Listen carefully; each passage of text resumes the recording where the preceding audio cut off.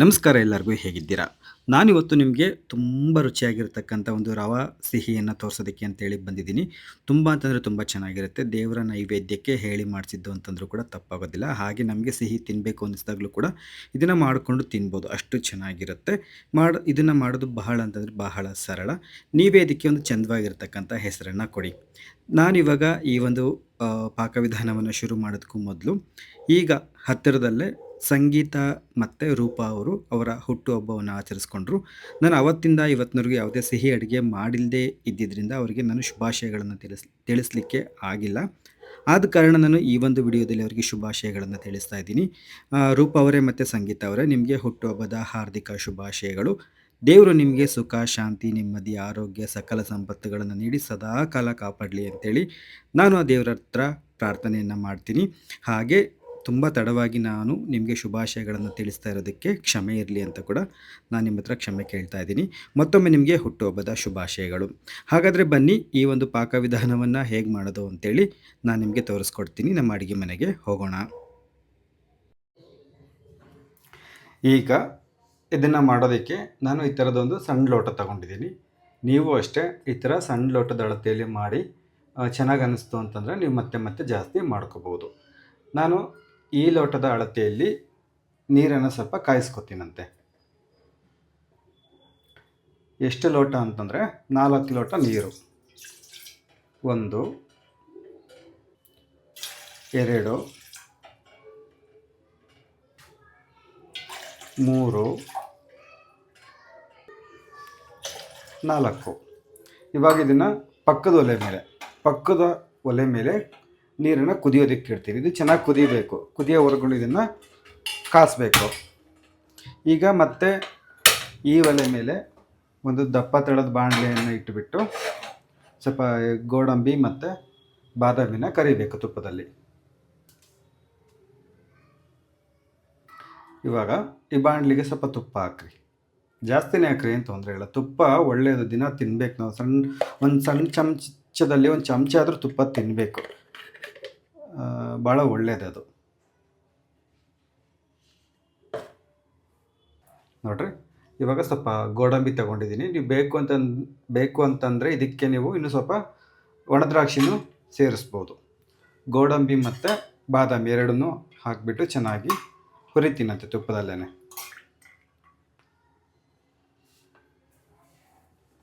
ಇವಾಗ ಬಾದಾಮಿನೂ ಅಷ್ಟೇ ಒಂಚೂರು ಹಿಂಗೆ ಸಣ್ಣಕ್ಕೆ ಹೆಚ್ಕೊಂಡಿದ್ದೀನಿ. ತೀರಾ ಸಣ್ಣಕ್ಕೆ ಬೇಡ, ಒಂದು ಬಾದಾಮಿಲಿ ಒಂದು 2 ಹೋಳು 3 ಹೋಳು ಆಗೋ ಥರ. ಸ್ವಲ್ಪ ಈಗ ಇವೆರಡೂ ಕೂಡ ಹೊಂಬಣ್ಣಕ್ಕೆ ಬರಬೇಕು. ಅಲ್ಲಿವರೆಗೂ ಚೆನ್ನಾಗಿ ಕರಿಬೇಕು. ಒಂಚೂರು ಗರಿ ಆಗಬೇಕು, ಗರಂ ಅನ್ನೋ ಥರ. ನೋಡಿ, ಚೆನ್ನಾಗಿ ನೋಡಿ ಎಲ್ಲ ಕೆಂಪಾಗೋ ಥರ ಹುರಿದಿದ್ದಾವೆ ತುಪ್ಪದಲ್ಲೇ. ಇವಾಗ ಇವನ್ನ ಒಂದು ಬಟ್ಲಿಗೆ ತೆಗಿತೀನಂತೆ. ತೆಗೆದು ಆ ಕಡೆ ಕೊತ್ತಟ್ಟಿಗೆ ಇಡ್ರಿ. ಇವಾಗ ನೋಡ್ರಿ, ಇದೇ ತುಪ್ಪಕ್ಕೆ ನಾನಿಲ್ಲಿ ಅದೇ ಲೋಟದಲ್ಲಿ 1 ಲೋಟದಷ್ಟು ರವೆ ತಗೊಂಡಿದ್ದೀನಿ. ಇದು ಯಾವ ರವೆ ಅಂತಂದರೆ ಬನ್ಸಿ ರವೆ ಅಂತೀವಿ ನೋಡ್ರಿ, ಉಪ್ಪಿಟ್ಟಿನ ರವೆ ಬರ್ತಲ್ಲ, ಬನ್ಸಿ ರವೆ, ಅದನ್ನು ತೊಗೊಂಡಿದ್ದೀನಿ. ನೀವು ಬೇಕಾದ್ರೆ ಗೋಧಿ ನುಚ್ಚು ಬೇಕಾದರೂ ತೊಗೋಬೋದು, ಯಾವ್ದು ಬೇಕಾದ್ರೂ ತೊಗೊಳ್ರಿ. ನಾನಿಲ್ಲಿ ಅದೇ ಲೋಟದಲ್ಲಿ 1 ಲೋಟದಷ್ಟು ಬನ್ಸಿ ರವೆ ತೊಗೊಂಡಿದ್ದೀನಿ. ಇವಾಗ ಇದಕ್ಕೆ ತುಪ್ಪಕ್ಕೆ ಹಾಕಿಬಿಟ್ಟು ಚೆನ್ನಾಗಿ ಹುರಿತೀನಂತೆ. ರವೆನ ಎಷ್ಟು ಚೆನ್ನಾಗಿ ಹುರಿತೀವೋ ಈ ಒಂದು ಸಿಹಿ ಅಷ್ಟೇ ರುಚಿಯಾಗಿ ಬರುತ್ತೆ. ಹಾಗಾಗಿ ಭಾಳ ಸಮಾಧಾನದಿಂದ ಚೆನ್ನಾಗಿ ಹುರಿರಿ. ಈ ಒಂದು ರವೆ ಹಸಿ ವಾಸನೆ ಹೋಗಿಬಿಟ್ಟು ಹಗುರ ಆಗುತ್ತೆ, ಅಲ್ಲಿವರೆಗೂ ಚೆನ್ನಾಗಿ ಹುರಿಬೇಕು. ಉರಿನ ಸಣ್ಣುರಿ ಇಟ್ಕೊಂಡ್ರೆ ಒಂದು 3-4 ನಿಮಿಷ ಜಾಸ್ತಿ ತಗೊಳುತ್ತೆ. ಇಲ್ಲ ಸಣ್ಣೂರಿಗೆ ಒಂಚೂರು ಜಾಸ್ತಿ ಉರಿ ಇಟ್ಟಿದ್ರೆ ಅಂತಂದರೆ ಒಂದು 3-4 ನಿಮಿಷ ಗಾಢ ಆಗುತ್ತೆ. ಆದರೆ ಜಾಸ್ತಿ ಉರಿ ಇಟ್ಟಿದ್ದಾಗ ಹಿಂಗೆ ಗುರಾಡ್ತಾನೆ ಇರಬೇಕು. ಹಂಗೆ ಕೈ ಬಿಟ್ಟು ನಿಂತ್ಕೊಳ್ಳೋಂಗಿಲ್ಲ, ಹಿಂಗೆ ಗುರಾಡ್ತಿರ್ಬೇಕು, ಸೀದ್ ಬಿಡುತ್ತಿಲ್ಲ ಅಂದರೆ. ಇವಾಗ ರವೆ ಬಣ್ಣನೂ ಬದಲಾಗೈತೆ ನೋಡ್ರಿ. ಇವು ಒಂಚೂರು ಒಂಬಣ್ಣಕ್ಕೆ ಬಂದಿದ್ದಾವೆ. ಇವಾಗ ಏನು ಮಾಡಬೇಕಪ್ಪ ಅಂತಂದರೆ, ಇಲ್ಲಿ ನೋಡ್ರಿ, ನೀರು ಕೊತ ಕುದೀತಾ ಇದ್ದಾವೆ. ಇವಾಗ ಸ್ಟವ್ ಆಫ್ ಮಾಡಿಬಿಟ್ಟು, ಇವಾಗ ಬೇಕು ಅಂತಂದರೆ ನೀವು ಈ ಸ್ಟವ್ನ ಆಫ್ ಮಾಡಿರಿ. ಒಂದು 2 ನಿಮಿಷದ ಮಟ್ಟಿಗೆ ಸ್ಟವ್ ಆಫ್ ಮಾಡಿರಿ. ಯಾಕಂದರೆ ಬಿಸಿ ನೀರು ಹಾಕ್ತಿದ್ದೀವಲ್ಲ, ಹಾಗೆ ಬುಗ್ಗನಿಗೆ ಎದ್ದು ಬಿಡುತ್ತೆ. ಈ ನೀರನ್ನು ಅಷ್ಟೇ ಒಂದೇ ಸತಿ ಹಾಕಬಾರ್ದು, ಸ್ವಲ್ಪ ಹಾಕಬೇಕು. ಇದು ಒಂದಿಷ್ಟು ಹಾಕಬೇಕು.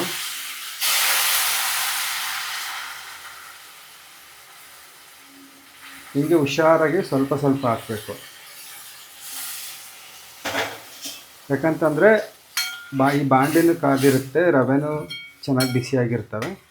ಹಂಗಾಗಿ ಒಂದೇ ಸತಿ ಹಾಕ್ಬಿಟ್ವಿ ಅಂತಂದರೆ ಬುಗ್ಗನಂಗೆ ಎದ್ದು ಪಕ್ಕಕ್ಕೆ ಹಿಡಿಯುತ್ತೆ. ಹಂಗಾಗಿ ನಿಧಾನಕ್ಕೆ ಹಾಕ್ಬೇಕು, ಒಂಚೂರು ಚೂರು ಹಾಕಿ ಆಮೇಲೆ ಅದೊಂಚೂರು ಇದಾದಮೇಲೆ ಪೂರ್ತಿ ಹಾಕ್ರಿ. ಇವಾಗ ಮತ್ತೆ ಸ್ಟವ್ ಹಚ್ಕೊಳ್ರಿ.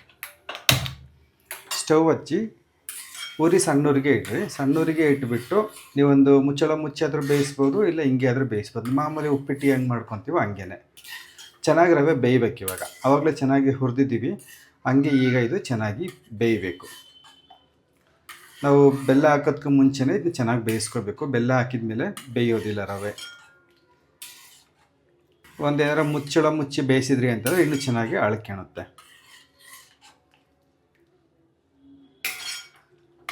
ಅವಾಗ ಗುರಾಡ್ತಿರ್ಬೇಕು. ನೋಡ್ರಿ, ನಾನು ಇವಾಗ ಇಷ್ಟ ಆಯಿತಾ? ಇವಾಗ ಒಂದು ಮುಚ್ಚಿ ಬೇಯಿಸ್ತೀನಂತೆ ಸಣ್ಣೂರಿನಲ್ಲೇ. ಪ್ಲೇಟ್ ಮುಚ್ಚಿದ ಮೇಲೂ ಅಷ್ಟೇ ಅವಾಗ ತೆಗೆದು ಒಂದ್ಸರಿ ಗುರಾಡ್ತಿರ್ಬೇಕು. ಹಿಂಗೆ ಒಳ್ಳೆ ಹದವಾಗಿ ಚೆನ್ನಾಗಿ ಬೇಯುತ್ತೆ. 1 ಲೋಟ ರವಿಗೆ 4 ಲೋಟ ನೀರು ಸರಿಯಾಗುತ್ತೆ.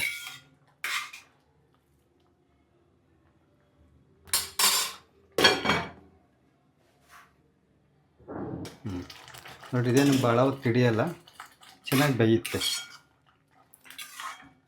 ಗೊತ್ತಾಗ್ತಲ್ಲ ರವೆ ಬೆಂದೈತೆ ಇಲ್ಲ ಅಂತೇಳಿ.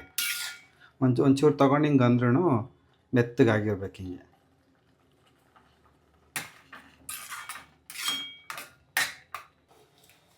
ನೋಡಿ, ರವೆ ಸಂಪೂರ್ಣ ಬೆಂದಿದ್ದಾದಮೇಲೆ ಅದೇ ಲೋಟದಲ್ಲಿ ನಾನಿಲ್ಲಿ ನೋಡಿ ಒಂದು ಲೋಟ ಬೆಲ್ಲ ಹಾಕಿದೆ.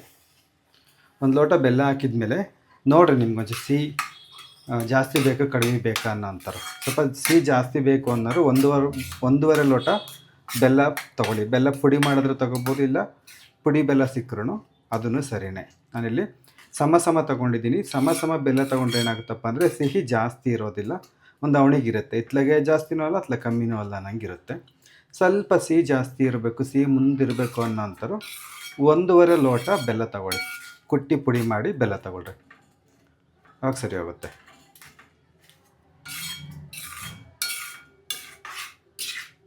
ಬೆಲ್ಲ ಹಾಕಿದ್ಮೇಲೂ ಅಷ್ಟೇ ಅದರಲ್ಲಿರೋ ನೀರಿನಂಶ ಬಿಟ್ಕೊಂಡ್ಮೇಲೆ ಏನಾಗುತ್ತೆ, ಒಂಚೂರು ತೆಳ್ಳಗಾಗುತ್ತೆ.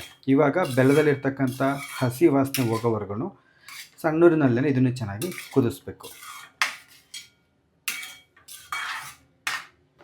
ಹಾಗೆ ಸ್ವಲ್ಪ ಏಲಕ್ಕಿನ ಸಿಪ್ಪೆ ಸಮೇತ ದೊರಗೋವರೆಗೆ ಕುಟ್ಟಿ ಪುಡಿ ಮಾಡಿದ್ದೀನಿ. ಸಿಪ್ಪೆ ಸಮೇತ ಹಾಕ್ರಿ, ಚೆನ್ನಾಗಿರುತ್ತೆ. ಒಂಥರ ಗುಡಿಗಳ ಕೊಡ್ತಾರಲ್ಲ ಪ್ರಸಾದ, ಆ ಥರ ಅನಿಸುತ್ತೆ. ಆ ಒಂದು ಅನುಭವ ಕೊಡುತ್ತೆ ಇದನ್ನ ತಿನ್ನಬೇಕಾದ್ರೆ.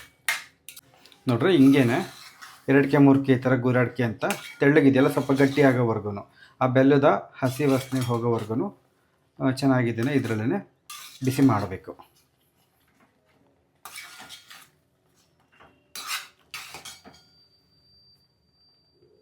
ಹಾಗೆ ಚೂರು ಉಪ್ಪು, ಜಾಸ್ತಿ ಎಲ್ಲ ಚೂರು, ಯಾಕಂದರೆ ಅದು ಮಕ ತೀಡುತ್ತೆ. ಎಲ್ಲ ಸಿಹಿ ಅಡುಗೆಗಳಿಗೆ ಒಂಚೂರು ಉಪ್ಪು ಹಾಕ್ತೀವಿ, ಚೂರು ಉಪ್ಪು ಹಾಕಬೇಕು. ದೇವ್ರಿಗೆ ಏನಾದರೂ ಪ್ರಸಾದಕ್ಕೆ ಇಡ್ತಾ ಇದ್ದೀರಾ ಅಂತಂದರೆ ಉಪ್ಪು ಹಾಕ್ಬಿಟ್ರೆ ಅಷ್ಟೇ. ನೀವು ಸುಮ್ಮನೆ ನಿಮಗೆ ಮಾಡ್ಕೊಳಕ್ಕೆ ತಿಂತಿದ್ದೀರಾ ಅಂದರೆ ಒಂದು ಸೂಜಿ ಮನೆಯಷ್ಟು ಉಪ್ಪು ಹಾಕ್ರಿ.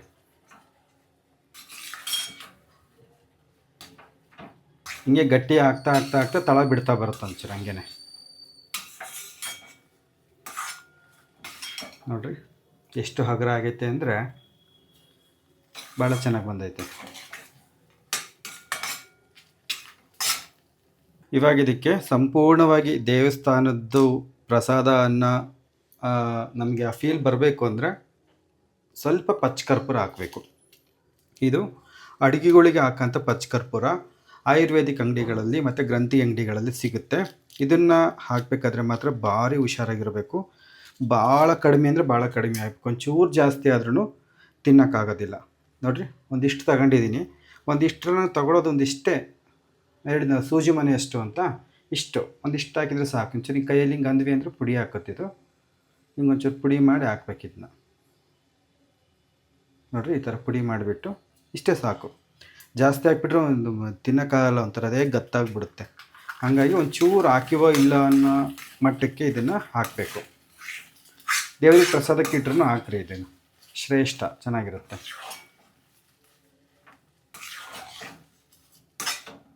ಈಗ ನಾವು ಮೊದಲೇ ಹುರಿದಿಟ್ಕೊಂಡಿದ್ವಲ್ಲ ಗೋಡಂಬಿ ಮತ್ತು ಬಾದಾಮಿ, ಇದನ್ನು ಇದಕ್ಕೆ ಸೇರಿಸ್ಬಿಟ್ರೆ, ಇದನ್ನು ಇದಕ್ಕೆ ಸೇರಿಸಿದ್ವಿ ಅಂತಂದರೆ ಹಾಗೇ ಹೋಯ್ತು ನೋಡಿರಿ. ತಳ ಎಲ್ಲ ಚೆನ್ನಾಗಿ ಬಿಡ್ತಾ ಬರ್ತೈತೆ. ಇವಾಗ ತಳಕ್ಕೊಂದು ಚೂರು ಅಂಟ್ಕೊಳೋದಿಲ್ಲ ಕೊನೆಗೆ.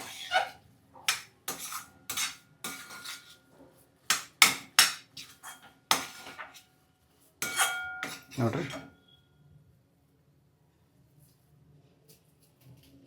ಸರಿ ಆಯಿತು. ನಿಮಗೇನಾದರೂ ಈ ಒಂದು ಸಿಹಿ ಇಷ್ಟವಾಗಿತ್ತು ಅಂತಂದರೆ ನೀವು ಇದನ್ನು ನಿಮ್ಮ ಇಷ್ಟ ದೈವಗಳಿಗೆ ಮಾಡಿಬಿಟ್ಟು ಪ್ರಸಾದಕ್ಕಾದರೂ ಇಡಿ. ಇಲ್ಲ ಅಂತಂದರೆ ನಿಮಗೆ ಸಿಹಿ ತಿನ್ನಬೇಕು ಅನ್ನಿಸ್ದಾಗ ನೀವೇ ಮಾಡ್ಕೊಂಡಾದರೂ ತಿನ್ನಿರಿ. ಭಾಳ ಚೆನ್ನಾಗಿರುತ್ತೆ, ರುಚಿ ಅಂತ ಅದ್ಭುತವಾಗಿರುತ್ತೆ, ಅದರಲ್ಲಿ ಎರಡು ಮಾತಿಲ್ಲ. ಸರಿ, ಹಾಗಾದರೆ ನಾನು ನಿಮ್ಮನ್ನು ಮತ್ತೆ ಮುಂದಿನ ವಿಡಿಯೋದಲ್ಲಿ ಭೇಟಿ ಮಾಡ್ತೀನಂತೆ.